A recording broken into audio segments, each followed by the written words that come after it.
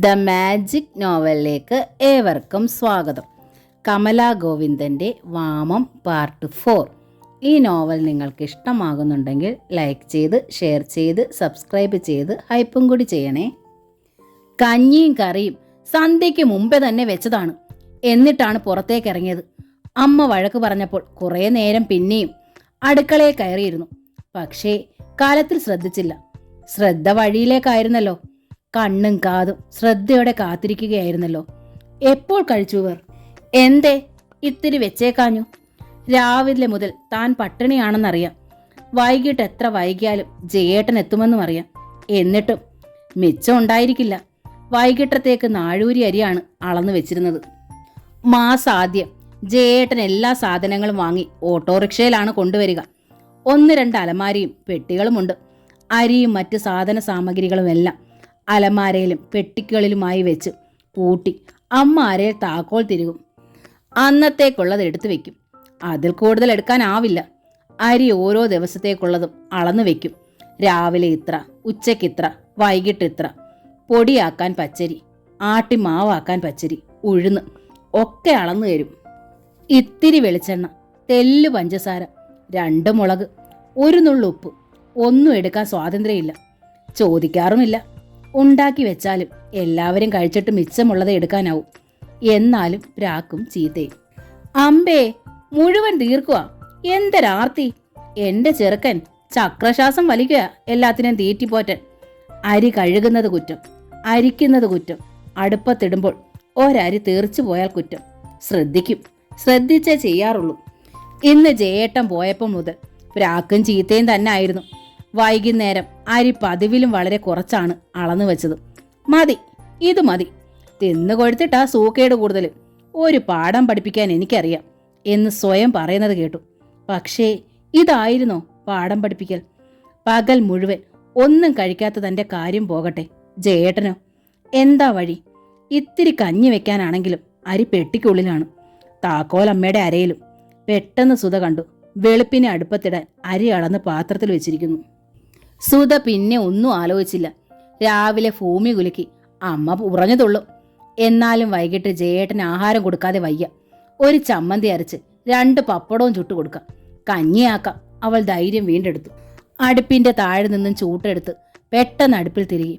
തീ പൂട്ടി. വിറകം തിരികെ. കലത്തിൽ വെള്ളം വെച്ചു. അമ്മ അളന്നു വെച്ചിരിക്കുന്ന പാത്രത്തിൽ നിന്നും നാഴി എരി എടുത്ത് മറ്റൊരു പാത്രത്തിലേക്ക് ഇട്ട്. അപ്പോഴാണ് കയ്യും കഴുകി ജയൻ ഉണ്ണാനെത്തിയത്.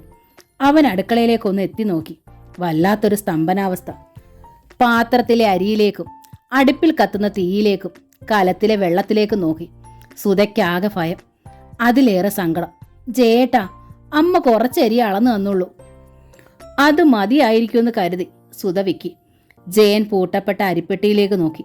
പൂട്ടിക്കിടക്കുന്ന അലമാരകളിലേക്ക് നോക്കി. അളന്നു വെച്ചിരിക്കുന്ന അരിപ്പാത്രത്തിലേക്ക് നോക്കി. സുധയുടെ പൊട്ടി ഒഴുകുന്ന മിഴിയിലേക്ക് നോക്കി. ജയേട്ടാ, ഞാൻ മുറിയിൽ കിടക്കുകയായിരുന്നു. കഞ്ഞി നമുക്കുള്ളത് വെച്ചിട്ടുണ്ടെന്ന് കരുതി. ജയൻ ഒരു നിമിഷം സ്തബ്ധനായി നിന്നു. 1/2 മണിക്കൂറിനുള്ളിൽ കഞ്ഞി തരാം ജയേട്ടാ. ചിരട്ടയൊക്കെ വെച്ചാ പെട്ടെന്ന് വേകും. ഇപ്പൊ തരാം. ജയൻ അകത്തേക്ക് കടന്നു വന്നു. ആദ്യമായി അടുപ്പിലെ തീ കുത്തിക്കെടുത്തി. പിന്നെ വെള്ളം വാങ്ങി താഴെ വെച്ചു. സുധയ്ക്ക് തല കറങ്ങുന്നെന്ന് തോന്നി. ജയൻ അവളുടെ അടുത്തെത്തി ചേർത്ത് പിടിച്ചു. എനിക്കെല്ലാം മനസ്സിലായി, വിഷമിക്കണ്ട കേട്ടോ. ആ സാന്ത്വനം കേട്ടപ്പോൾ സുധ പൊട്ടി തകർന്നു പോയി. ഏങ്ങി കരഞ്ഞു. ജയനൊരു പ്ലേറ്റ് എടുത്ത് വരാന്തയിലെ മേശപ്പുറത്ത് വെച്ചു. പിന്നെ താൻ കൊണ്ടുവന്ന പൊതി അഴിച്ചു. ആ പ്ലേറ്റിൽ പകർന്നു. സുധ കണ്ടു. പൊറോട്ട ഇറച്ചി. നിനക്കിതിഷ്ടമാണെന്ന് എനിക്കറിയാം. ഞാൻ പലപ്പോഴും കഴിക്കാറുള്ളതാണ്. ഇത് നിനക്ക് വേണ്ടി കൊണ്ടുവന്നതാണ്. ചോറ് വെക്കാൻ ഇനി ഈ രാത്രി വിഷമിക്കണ്ട. നമുക്ക് 2 പേർക്കും കൂടി ഇത് കഴിച്ചിട്ട് കിടക്കാം, പോരെ? സുധ അവന്റെ നെഞ്ച് തലയുരുട്ടി കരഞ്ഞു. എന്തിനാ മോളെ കരയുന്നത്? കഞ്ഞി വെച്ചിട്ടില്ലെന്നോർത്താണോ? സാരമില്ല. നീ ഇനി ഇവിടെ അടുക്കളയിൽ കയറണ്ട. ആരെങ്കിലും വെക്കട്ടെ. വേണ്ടി വന്നാലൊന്ന് സഹായിച്ചാൽ മതി, കേട്ടല്ലോ. സുധ മിണ്ടിയില്ല. അവൻ അവളെയും കൊണ്ട് മേശയ്ക്കരികിലിരുന്നു. കഴിക്ക്. ജയേട്ടനോ? ഞാനും കഴിക്കുകയല്ലേ. ജയൻ പൊറോട്ട പൊട്ടിച്ച് അവളുടെ വായിൽ വെച്ചു കൊടുത്തു. ആ സ്നേഹവായ്പ്, അർപ്പണഭാവം, ആദ്യത്തെ അനുഭവം. സുധയുടെ കണ്ണുനീരിന്റെ ഉപ്പുരസം കൂടി അവൾ വായിലറിഞ്ഞു. നിനക്കിതിഷ്ടമാണെന്ന് എന്നേ ഞാൻ അറിഞ്ഞതാണ്. എങ്ങനെ അറിഞ്ഞു? അറിയാം, നിന്റെ ഓരോ ഇഷ്ടവും എനിക്കറിയാം. പക്ഷേ ഒന്നും സാധിക്കാനാവില്ല. വന്നാലുടനെ അമ്മ വാതുക്കൽ നിന്ന് ബാഗ് വാങ്ങിക്കും. പിന്നെങ്ങനെ കൊണ്ടുവരും? അമ്മ ഉറങ്ങാനാണ് ഞാൻ വെളിയിൽ കാത്തിരുന്നത്. അവൾ മിണ്ടിയില്ല. ഇനി ഞാൻ അമ്മയുടെ കയ്യിലേക്ക് ബാഗ് കൊടുക്കില്ല. നിനക്ക് ആവശ്യമുള്ളതൊക്കെ പറഞ്ഞോളൂ, ഞാൻ വാങ്ങിക്കാം. വേണ്ട ജയേട്ടാ, വഴക്കുണ്ടാക്കാൻ നിൽക്കണ്ട. ജയേട്ടൻ പകലങ്ങ് പോവും. കേൾക്കുന്നതും അനുഭവിക്കുന്നതും ഞാനല്ലേ. അയൽക്കാരോടെല്ലാം അറിയും. എല്ലാം അറിയട്ടെ. അല്ലെങ്കിൽ ഇപ്പോൾ ആരാ അറിയാത്തത്? ജയൻ നിസ്സാരമായി പറഞ്ഞു. നീ കഴിക്ക്, നമുക്ക് കിടക്കാം. ഒരാൾക്കുള്ളതേ ഉള്ളൂ എങ്കിലും ഇരുവരും തൃപ്തിയോടെയാണ് കഴിക്കുന്നത്. ഏറെ കഴിക്കുന്ന ഭാവമായിരുന്നു അവർക്ക്. പക്ഷേ മുഴുവനും കഴിച്ചു തീർന്നില്ല. അതിനു മുമ്പ് വാതിൽ തുറക്കപ്പെട്ടു. സുധ നടുങ്ങിപ്പോയി. അമ്മ. ജയനും അമ്മയെ പ്രതീക്ഷിച്ചിരുന്നില്ല. കൊള്ളാം, ഫേഷായിരിക്കുന്നടാ. നിന്റെ തള്ളയും പെങ്ങളും പട്ടിണി കിടക്കുമ്പോ നീയും കെട്ടിയോളും ഒളിച്ചിരുന്ന് പൊറോട്ട ഇറച്ചിയും തിന്നുവാ അല്ലയോ? മിടുക്കൻ. ഇങ്ങനെ വേണം കാണിക്കാൻ. ഭാരതി ജയനെ പരിഹാസത്തോടെ നോക്കി. ഒരുത്തി നേരം വെളുത്തപ്പോ ഈ മുറിയിൽ കയറിയതാ. ഇടയ്ക്കിടെ കൊച്ചിന് ചോറ് കൊടുക്കാനെന്ന പേരും പറഞ്ഞ് അടുക്കളയിലെ കയറി തിന്നും. വൈകുന്നേരം വെള്ളം പോലും അടുപ്പത്തിട്ടിട്ടില്ല. കേട്ടോടാ, ഇങ്ങനെയൊക്കെ തന്നെ വേണം. ശി, ഈ അമ്മയ്ക്ക് നാണമില്ലേ? വന്ന് കിടക്കമ്മേ. അവര് തിന്നുകയോ കുടിക്കുകയോ ചെയ്യട്ടെന്ന് കൊതി പറയാൻ ചെന്നിരിക്കുന്നു. അകത്ത് നിന്ന് രാജിയുടെ സ്വരം.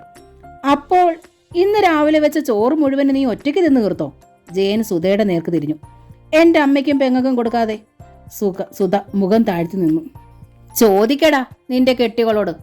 അവൾ ഉണ്ടില്ലെങ്കിൽ പറയട്ടെ. ഭാരതി വിട്ടില്ല. ആട്ടെ, ഞാനൊന്ന് ചോദിക്കട്ടെ. രാവിലെ വെച്ച ചോറോടുകൂടി അരിയും മറ്റ് സാധന സാമഗ്രികളും തീർന്നു പോയിരുന്നോ? ഭാരതി മിഴിച്ചു നിന്നു. എന്താടാ നീ അങ്ങനെ ചോദിച്ചത്? ഇന്ന് തീയതി 10 ആയിട്ടുള്ളൂ. അമ്മ തന്ന ലിസ്റ്റ് പ്രകാരം തന്നെ 1 മാസത്തേക്കുള്ള സാധനങ്ങൾ വാങ്ങി.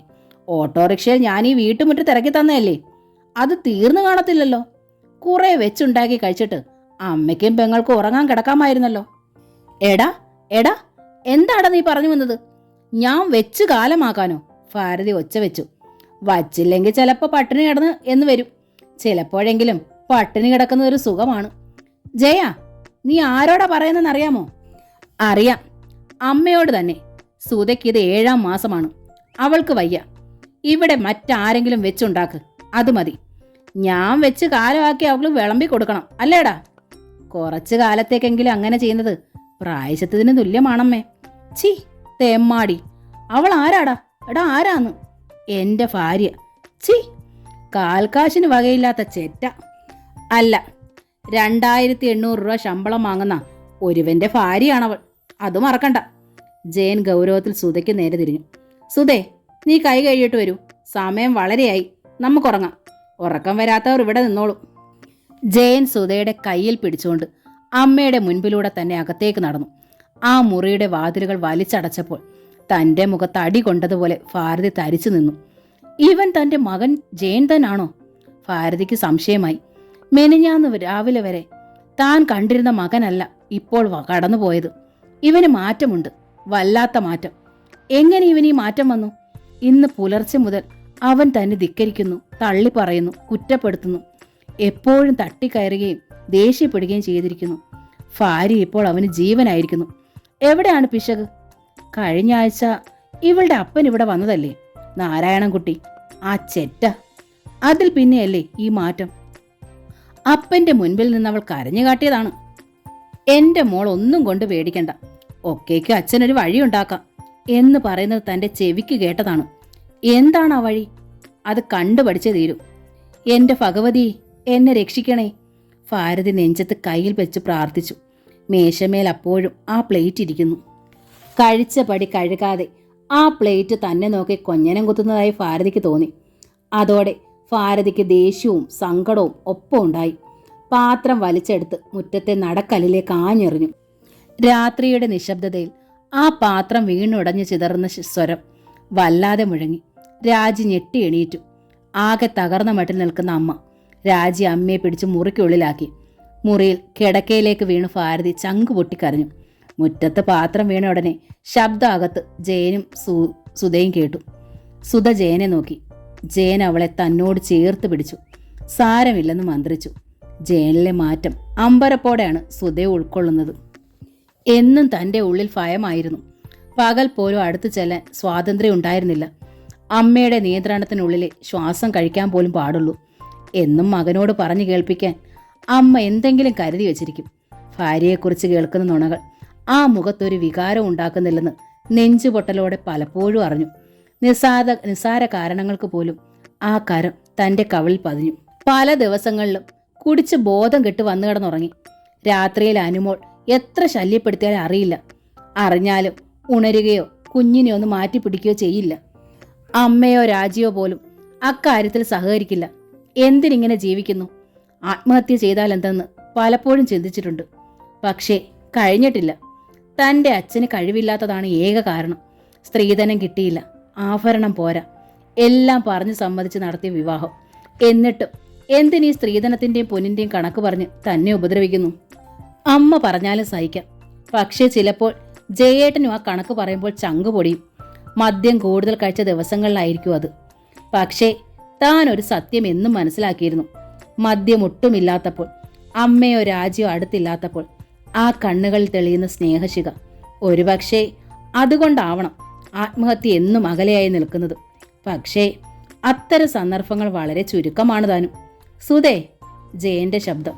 അവൾ ഞെട്ടിത്തിരിഞ്ഞു നോക്കി. നീ എന്താണ് ആലോചിക്കുന്നത്? ഒന്നുമില്ല. ലൈറ്റ് അണയ്ക്ക്, നമുക്ക് കിടക്കാം. ലൈറ്റ് അണയ്ക്കണ്ട. അല്പം കഴിഞ്ഞു മതി. കർക്കശ സ്വരം. അമ്മ, എനിക്കറിയാം. കറണ്ട് ചാർജ് അമ്മയല്ല കൊടുക്കുന്നത്, ഞാനാണ്. സുധ മിണ്ടിയില്ല. ഇന്നലെ വരെയുള്ള പതിവല്ല ഇത്. ജയേട്ടൻ കിടക്കുമ്പോഴേ ലൈറ്റ് അണയ്ക്കും. മദ്യം അധികമുള്ള ദിവസമാണെങ്കിൽ വരുന്ന പാടെ കിടക്കയിലേക്ക് വീഴും.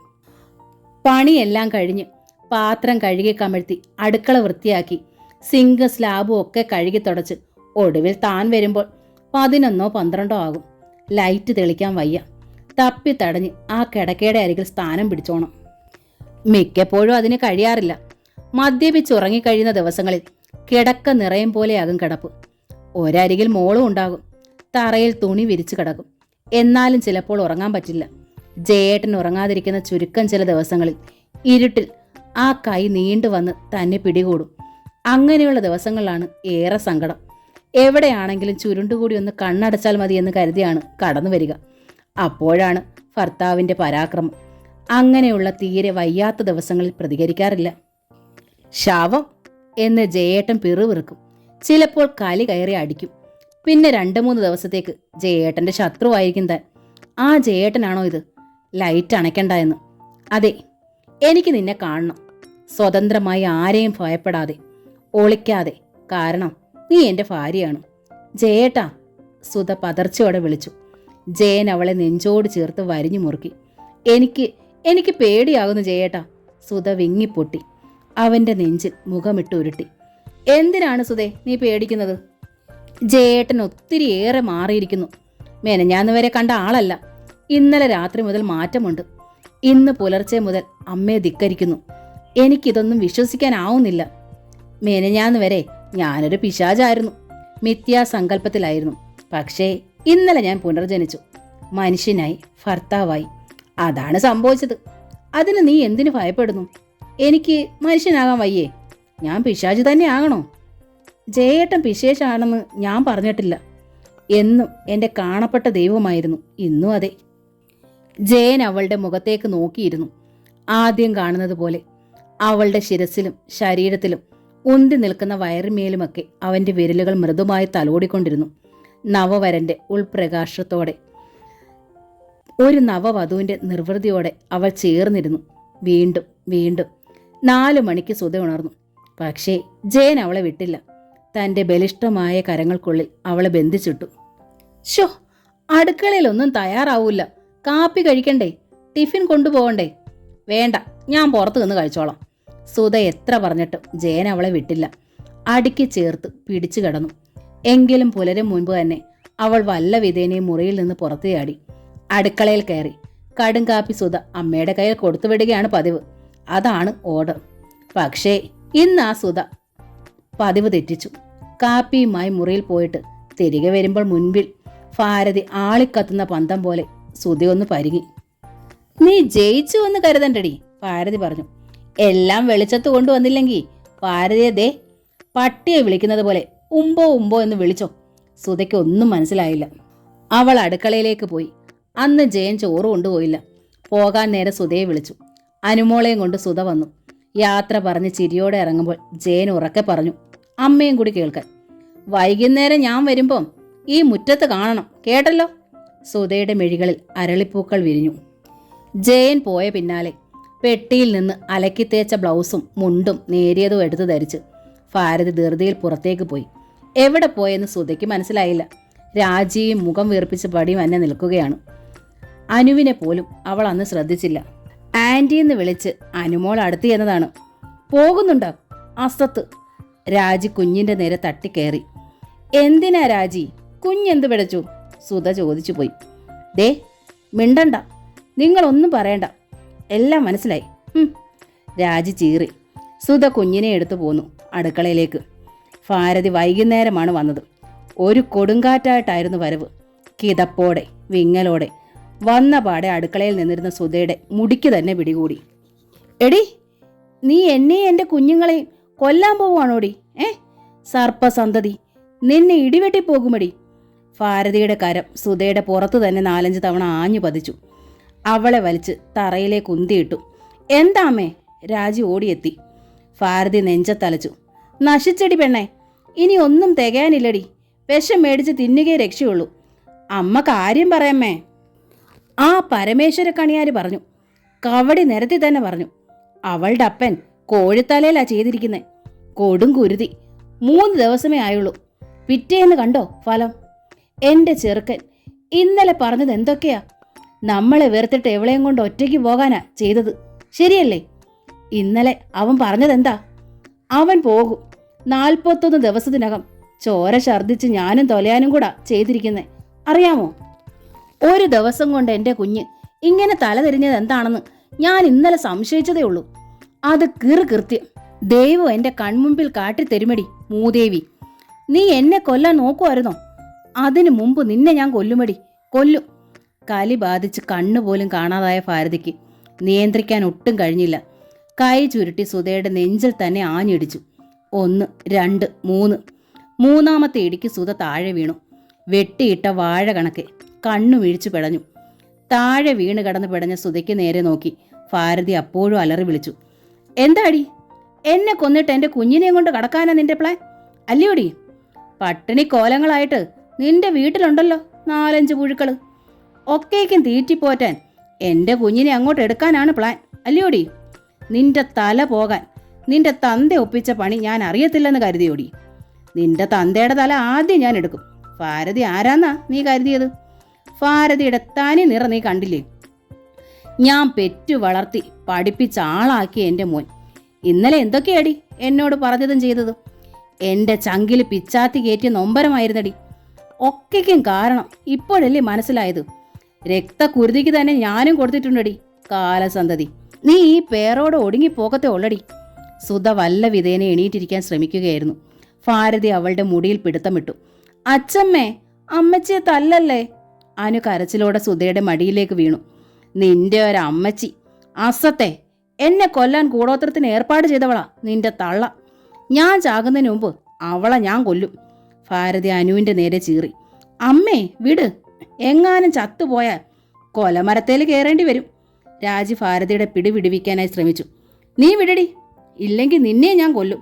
ഭാരതി രാജിക്ക് നേരെ തിരിഞ്ഞു. അവരാകെ കലി കൊണ്ട് അന്ധത ബാധിച്ച മട്ടിലായിരുന്നു. അമ്മേ, പെട്ടെന്നായിരുന്നു ജയന്റെ സ്വരം ഉയർന്നത്. പുറത്തു വെച്ച് തന്നെ ജയൻ ആ ശബ്ദം കേട്ടു. അടുക്കള വാതിക്കലെത്തിയപ്പോഴോ തറയിലിരുന്ന് വിമ്മിട്ടപ്പെട്ട് തേങ്ങുന്ന സുധ, അവളുടെ മുടിയിൽ പിടിച്ചു വലിക്കുന്ന അമ്മ. ജയൻ ഞെട്ടിപ്പോയി. ഒറ്റ ചാട്ടത്തിനകത്തെത്തി ഭാരതിയെ കടന്നു പിടിച്ചു ബലമായി. വിട്, അവളുടെ മുടിയിൽ നിന്ന് വിടാനാ പറഞ്ഞത്. അലറുകയായിരുന്നു അവൻ.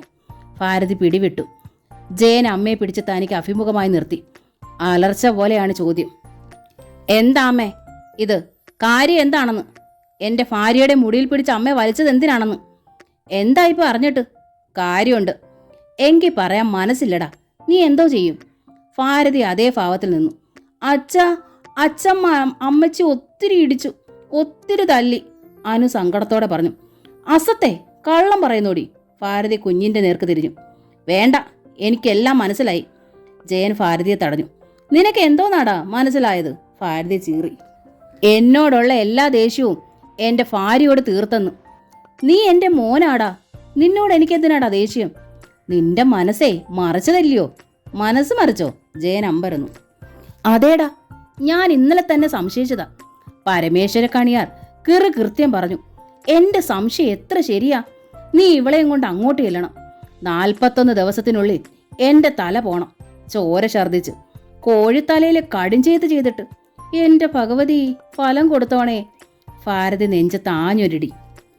ആര് ചെയ്തു എന്ന് അമ്മ പറഞ്ഞത്? ആരാ? ഇവളുടെ തന്ത അല്ലാതാരാ? അല്ല, അവളുടെ തന്തയല്ല. ജയന്റെ ഉറച്ച സ്വരം, ദൃഢഭാവം. പിന്നെ ആരാടാ? ഞാൻ. ജയൻ തറപ്പിച്ചു പറഞ്ഞു. അതെ, ഈ ഞാൻ. സ്വന്തം മകനും ഭാര്യയ്ക്കും കഠിന തടവ് ശിക്ഷ വിധിച്ചിരിക്കുന്ന ജഡ്ജിയല്ലേ അമ്മ? അമ്മ ചോര ഛർദിച്ച് മരിക്കാൻ കൂടോത്രം ചെയ്തത് ഞാനാണ്. നേരെ കൊന്നാൽ അത് കൊലക്കുറ്റമാവും, ജയിലിൽ പോണം. ഇങ്ങനെ കൂടോത്രം ചെയ്ത് കൊന്നാ അതിന് ശിക്ഷയില്ല, മനസ്സിലായോ? ജയ. ഭാരതി സ്തംഭിച്ചു പോയി. ചേട്ടൻ പറഞ്ഞത്? രാജി നടുങ്ങിപ്പോയി. അതേടി, നീ BA വരെ പഠിച്ചതല്ലേ? എന്തിനു പഠിച്ചു? എന്ത് വിവരം നിനക്ക് കിട്ടി? ഇവളുടെ അപ്പൻ കൂടോത്രം ചെയ്തെന്നു നീ വിശ്വസിച്ചു അല്ലേ? നീ വിശ്വസിക്കും, കാരണം നിന്നെ പ്രസവിച്ചത് ഈ അമ്മയല്ലേ. നിന്നെ വളർത്തിയതും ശീലിപ്പിച്ചതും ഇതൊക്കെ തന്നെയാണ്. എനിക്ക് അത്ഭുതമില്ല. നീ വിശ്വസിച്ചോ? അമ്മ മരിക്കാൻ കൂടോത്രം ചെയ്തത് ഞാൻ തന്നെയാണ്, ജയൻ തറപ്പിച്ചു പറഞ്ഞു. എൻ്റെ ഭഗവതിയെ, എന്തോന്നാ ഞാനീ കേൾക്കണേ? എനിക്ക് ചത്താ മതിയേ. ഭാരതി വീണ്ടും നെഞ്ചു തടിച്ചു. എടാ, 41 തികയാൻ ഭാരതി കാത്തിരിക്കുന്നില്ലടാ. ഞാൻ ഇപ്പൊ തന്നെ നിന്റെ മുൻപിൽ ജീവനെടുക്കാൻ പോവാ. ഭാരതി വീണ്ടും നെഞ്ചു തടിച്ചു. ജയൻ അതോടെ വല്ലാതെ കലി കയറി. അവൻ അടുക്കള കോണിലിരുന്ന മൂർച്ചയുള്ള കോടാലി എടുത്തോണ്ട് വന്നു പാഞ്ഞെത്തി. സുധയുടെ കണ്ണു മിഴിച്ചു. രാജി ഉറക്കെ നിലവിളിച്ചു. ജയൻ ആ കോടാലി കൊണ്ട് ആഞ്ഞു വെട്ടി. അരിപ്പെട്ടിയുടെ പൂട്ട് സഹിതം പലക പറഞ്ഞു താഴെ. അയ്യോ, ഇവന് ഭ്രാന്താണേ, ഭാരതി വിളിച്ചു കൂവി. എൻ്റെ അരിപ്പെട്ടി വെട്ടിപ്പൊളിക്കുന്നേ. ജയൻ കുലുങ്ങിയില്ല. ചെറിയ അലമാരയുടെ പൂട്ടും അവൻ ആ കോടാലി കൊണ്ട് വെട്ടിപ്പൊളിച്ചു. മേലി ഈ അടുക്കളയിൽ ഒന്നും വെച്ചു പൂട്ടണ്ട. ഇതിന് താഴും വേണ്ട, താക്കോലും വേണ്ട. എത്ര പറഞ്ഞാലും അത്രയ്ക്ക് വാങ്ങി തരുന്നുണ്ട്. പക്ഷെ അത് ഉപയോഗിക്കുന്നതിന് കണക്ക്, അതും ഇവൾക്ക് മാത്രം. ഇനി ആ കണക്ക് വേണ്ട, ഇഷ്ടം പോലെ ഉപയോഗിക്കണം. ആഹാരത്തിന് ആരും ആരെയും നിയന്ത്രിക്കണ്ട, ആരുടെയും വരുതി നോക്കണ്ട. എടാ, നീ എൻ്റെ വയറ്റിൽ പിറന്നതാണോടാ? ആർക്കറിയാം. എനിക്ക് ജീവിക്കണ്ടായേ എൻ്റെ ഭഗവതി, എനിക്കിനി ജീവിക്കണ്ട. ഇവൻ പറഞ്ഞത് കേട്ടോ? ഞാൻ പൂട്ടി വെച്ചെന്ന്. ആർക്ക് വേണ്ടിയാ ഞാനിതൊക്കെ ചെയ്തത്? ഇവന് ലാഭം ഉണ്ടാക്കാനല്ലേ? എന്നിട്ട് ഇവൻ പറഞ്ഞത് കേട്ടോ? എൻ്റെ ഭാര്യയെ പട്ടിണിക്കുണ്ടാക്കുന്ന ലാഭം എനിക്ക് വേണ്ട. അമ്മ ഇത്രത്തോളം ഭയങ്കരിയാണെന്ന് ഞാൻ അറിഞ്ഞിരുന്നില്ല. ഈ ഭയങ്കരിക്ക് ഇനി ജീവിക്കണ്ടടാ. നീ ആ കോടാലി കൊണ്ട് എൻ്റെ തലയും കൂടി വെട്ടിപ്പൊളിക്കടാ. ഭാരതി കലിതുള്ളി. അങ്ങും ഇങ്ങും ആൾക്കാർ എത്തി നോക്കിയതല്ലാതെ ആരും അങ്ങോട്ട് വന്നില്ല. ആ വീട്ടിൽ ഈ വഴക്കും കരച്ചിലും പതിവാണ്. ജയൻ കോടാലി മുറ്റത്തേക്ക് ആഞ്ഞെറിഞ്ഞു. പിന്നെ സുധയുടെ അടുത്ത് ചെന്നു. അപ്പോഴും ഭിത്തിമേൽ തലയിട്ട് ഉരുട്ടി ഒരു വല്ലാത്ത ഭാവത്തിൽ നിൽക്കുന്ന സുധയുടെ അടുത്തെത്തി. സുധേ, അവൻ വിളിച്ചു. അവൾ ഞെട്ടി എണീറ്റു. ജയൻ അവളെ ചേർത്ത് പിടിക്കാൻ ശ്രമിച്ചു. അവൾ അത്രയ്ക്ക് അവശതയായിരുന്നു. പക്ഷേ എന്തോ ഭീതി പൂണ്ട് അവൾ ഞെട്ടിയകന്ന് ഭാരതിയെ തുറച്ചു നോക്കി. വേണ്ടടി, എന്നെ നോക്കണ്ട, ശൃംഗരിച്ചോ. നിന്റെ പൂതി നടക്കട്ടെ. നീ തന്നെ ജയിച്ചോ.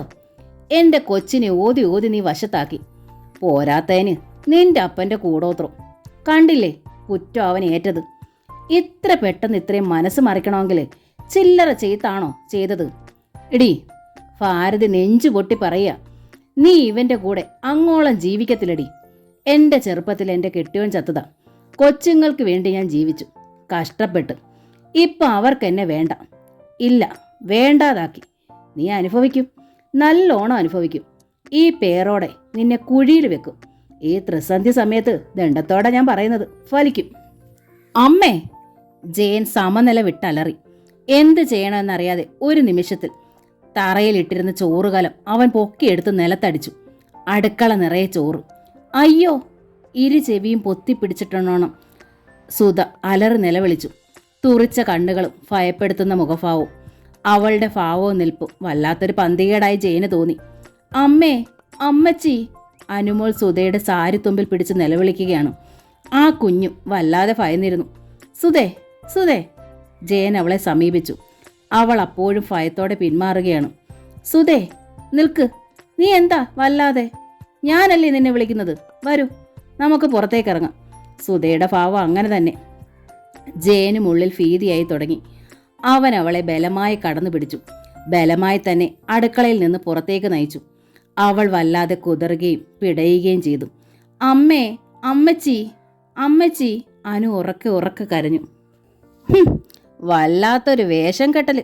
ഇത് കൊണ്ടൊന്നും ഭാരതി ഇളകത്തില്ല. വയസ്സ് 19 കഴിഞ്ഞു ഭാരതിക്ക്. സകലവിധ അടിയും കളിയും പഠിച്ചിട്ടുണ്ട്. അഭിനയിച്ച് കാട്ടിയാൽ അവനങ്ങ് മയങ്ങും. കോന്തൻ, അച്ചിക്കോന്തൻ. പക്ഷെ ഭാരതി മയങ്ങത്തില്ല. ആ, ഭാരതി ഉറക്കെ പറഞ്ഞു.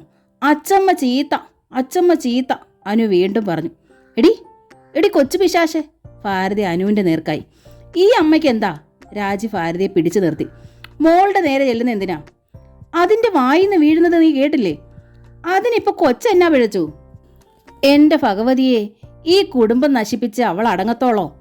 മോനെ, നമുക്ക് ഈ ബന്ധം വേണ്ട വേണ്ടാന്ന് ഞാൻ കാല് പിടിച്ച് പറഞ്ഞതാ. ഉർവശി അപ്പോൾ കണ്ണും മോറും കാട്ടി അവനെ വശീകരിച്ച് കഴിഞ്ഞല്ലോ. ആ തന്ത അവന് അന്നേ കൈവശം കൊടുത്തു കാണും. അതാ അവൻ അന്ന് അത് മതിയെന്നങ്ങ് ബലം പിടിച്ചത്. എനിക്കിപ്പോഴാ എല്ലാം ബോധ്യപ്പെടുന്നത്. ഭാരതി നെഞ്ചിൽ കൈവച്ചു. കണ്ണീരൊഴുക്കി എണ്ണിപ്പെറുക്കി പ്രാഗി. ജയൻ സുധയും കൊണ്ട് ഇറങ്ങിയ പാടെ ഗേറ്റ് കടന്ന് വഴിയിലേക്ക് ഇറങ്ങി. തെല്ലു ദൂരം നടന്നപ്പോൾ ഭാഗ്യത്തിനെതിരെ ഒരു ഓട്ടോറിക്ഷ വന്നു. ഇരുവരും അതിനുള്ളിലിരുന്നു. ഒരു നേഴ്സിംഗ് ഹോമിലെത്തി. ഗൈനക്കോളജിസ്റ്റ് സ്ഥലത്തുണ്ടായിരുന്നു. അവർ സുധയെ വിശദമായി പരിശോധന നടത്തി. പിന്നെ ജയനെ അകത്തേക്ക് വിളിച്ചു. നിങ്ങളുടെ വൈഫ് വളരെ വീക്കാണല്ലോ, എന്തു പറ്റി? ഡോക്ടർ മേരി ജോൺ ചോദിച്ചു. ജയന് വിമ്മിട്ടമായി. ഇതുവരെ പരിശോധിച്ചിരുന്നത് എവിടെയാണ്? ഏത് ഡോക്ടറാണ്? ജയന് മിണ്ടാട്ടമില്ല. എന്താ നിങ്ങളൊന്നും മിണ്ടാത്തത്? ഈ സ്ത്രീ ആകെ തളർന്നിരിക്കുന്നു. പൾസ് പോലും വീക്കായിരിക്കുന്നു. അതാണ് ചോദിച്ചത്. എവിടെയാണ് പരിശോധിച്ചിരുന്നതെന്ന്. ഒരു ഞെട്ടലോടെ ജയൻ മുഖമുയർത്തി. സത്യം മറച്ചു വെച്ചാൽ അത് ഏറെ അപകടമായിരിക്കുമെന്ന് ജയന് മനസ്സിലായി. ഡോക്ടർ, എങ്ങും പരിശോധിച്ചിട്ടില്ല. പ്രത്യേകിച്ച് അവൾക്ക് അസുഖമൊന്നും ഉണ്ടായിരുന്നില്ല. ഇപ്പോൾ കാല് തെറ്റി വീണതുകൊണ്ട് ഡോക്ടർ സ്തംഭിച്ചുപോയി. നിങ്ങൾ ഈ നൂറ്റാണ്ടിൽ ജീവിക്കുന്നവനോ? വിദ്യാഭ്യാസവും വിവരവും ഉണ്ടെന്ന് കണ്ടപ്പോൾ ഞാൻ തെറ്റിദ്ധരിച്ചു. Stupid fellow. അസുഖമൊന്നും ഉണ്ടായില്ലെന്ന്.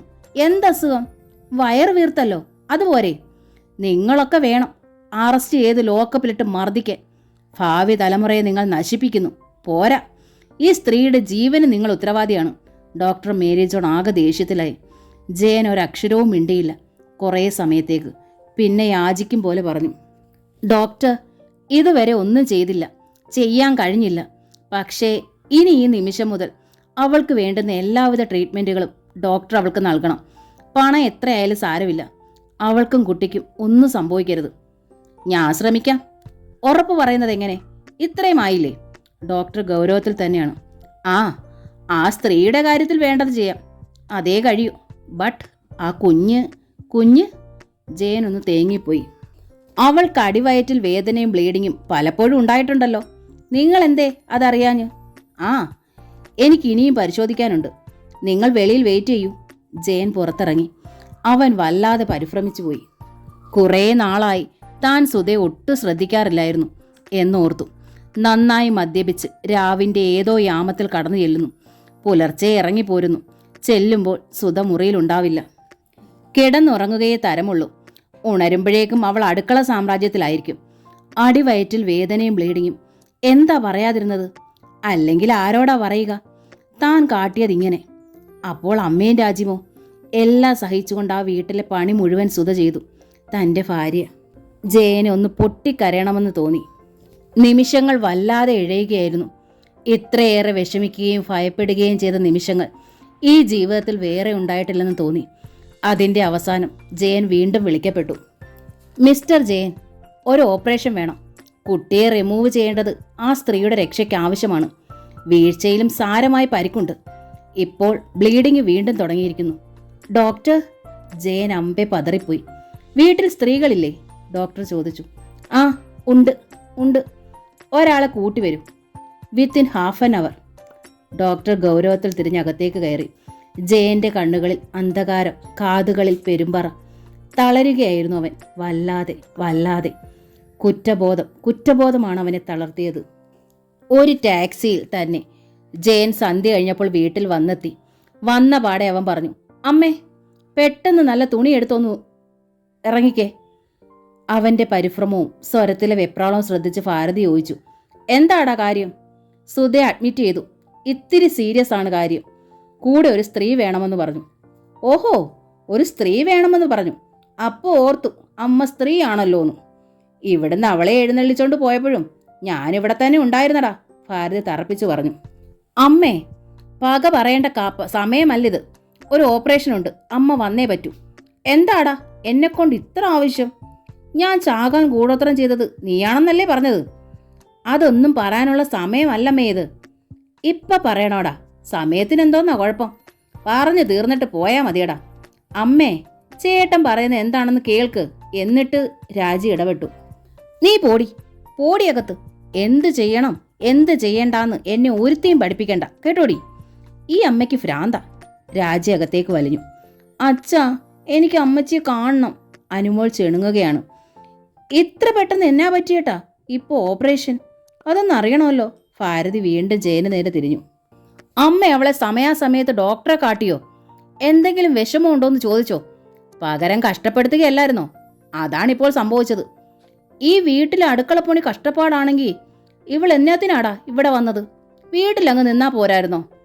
പിന്നെ ഡോക്ടറെ കാട്ടുകയും വിഷമം തീർക്കുകയൊക്കെ ചെയ്യേണ്ട ചുമതല എനിക്കല്ല, കൂടെ കഴിയുന്നോ നീയല്ലേ, നിന്റെ ചുമതലയാ. ശരിയാണമ്മേ, അമ്മ ചുമതലക്കാരിയല്ല, അമ്മ തെറ്റുകാരിയുമല്ല. ഒക്കെ എൻ്റെ തെറ്റാണ്. ഞാൻ മാത്രമാണ് തെറ്റുകാരൻ. എല്ലാം സമ്മതിച്ചു. എനിക്കിപ്പോൾ അറിയേണ്ടത് മറ്റൊന്നാണ്. അമ്മ എൻ്റെ ഒപ്പം വരുന്നോ ഇല്ലയോ? എൻ്റെ പട്ടി വരും, ഭാരതി തറപ്പിച്ചു പറഞ്ഞു. ജയൻ ഒരു നിമിഷം തറഞ്ഞു നിന്നുപോയി. ഒരു മലയിടിഞ്ഞു മുൻപിലേക്ക് വീഴുന്ന പകപ്പ്. അതെ, മല തന്നെ. വിശ്വാസ തകർച്ചയുടെ കോട്ടമല. ജയൻ അതേ നിമിഷം തന്നെ തിരിഞ്ഞു നടന്നു. ഭാരതിയെ ഒരുത്തിക്കും തോൽപ്പിക്കാനാവില്ലടാ. അവളുടെ ഒടുക്കത്തെ ഓപ്പറേഷൻ കണ്ടോ? തിരിച്ചടി. ഭഗവതി കൊടുത്ത കൂലി. കൂടോത്ര ഒപ്പിച്ചതേ ഉള്ളൂ. ഞാൻ ഭഗവതിയെ ഉള്ളു ചുട്ടു വിളിച്ചപേക്ഷിച്ചിട്ടുണ്ട്. അതാണ് കൺമുന്നിൽ കാട്ടിത്തരുന്നത്. എൻ്റെ ഭഗവതി, എൻ്റെ മോനെ നീ എനിക്ക് തിരികെ തരണേ. എന്നോട് മറുത്ത് കവാന്നൊരക്ഷരം പറഞ്ഞിട്ടുള്ളതല്ലേ. മുഴുവൻ കേൾക്കും മുമ്പ് ടാക്സി നീങ്ങി. അതെ, വിശ്വാസ തകർച്ചയുടെ ഒരു പ്രതിബിംബമായി തന്നെ ജയൻ അതിനുള്ളിലിരുന്നു. ടാക്സി നേരെ പോയത് സുധയുടെ വീട്ടിലേക്ക്. ടാക്സിയിൽ വന്നിറങ്ങുന്ന മരുമകനെ കണ്ടപ്പോൾ നാരായണൻ അമ്പരന്നു. മരുമകൻ ആ വീട്ടിൽ കയറാറില്ല. അങ്ങോട്ട് ചെന്നാലും അവൻ മിണ്ടാറില്ല. ഇപ്പോൾ ഈ വരവിൻ്റെ ഉദ്ദേശം എന്താണ്? മരുമകൻ മിണ്ടിയില്ലെങ്കിലും നാരായണൻകുട്ടിക്ക് അവനോട് സ്നേഹവും വാത്സല്യവും തന്നെ. 4 പെൺമക്കളുള്ള അയാൾക്ക് മൂത്ത മരുമകനായി തന്നെയാണ് വന്നവനാണ് ജയൻ. മരുമകനല്ല, അയാൾക്ക് അവൻ മകൻ തന്നെയാണ്. മോനെ, എന്നാ കാര്യം? സുധ എവിടെ? നാരായണൻകുട്ടി ചോദിച്ചു. അമ്മ എവിടെ? ജയന്റെ സ്വരത്തിൽ ഉത്കണ്ഠ. അമ്മ എവിടെ? ഒരിക്കലും ജയൻ ചോദിച്ചിട്ടില്ലാത്ത അന്വേഷണം. ആരാ? പത്മാക്ഷി പുറത്തേക്ക് വന്നു. അല്ല, ഇതാര്? മോനെപ്പോ വന്നു? ഞാൻ ധൃതിയിലാണമ്മേ. സുധ ഹോസ്പിറ്റലിലാണ്. അയ്യോ, എൻ്റെ കുഞ്ഞിനെന്തു പറ്റി? പത്മാക്ഷി നെഞ്ചിൽ കൈവച്ച് നിലവിളിച്ചു. അല്പം ബ്ലീഡിങ്. അയ്യോ, എനിക്കൊന്നും കേൾക്കണ്ടായേ. പത്മാക്ഷി നിലവിളിക്കുകയാണ്. കേട്ടോ, ഇത് കേട്ടോ, നമ്മുടെ കുഞ്ഞ്. എനിക്കിപ്പോൾ എൻ്റെ കുഞ്ഞിനെ കാണണം. ഇപ്പോൾ കാണണേ. പത്മാക്ഷി അകത്തേക്കോടി.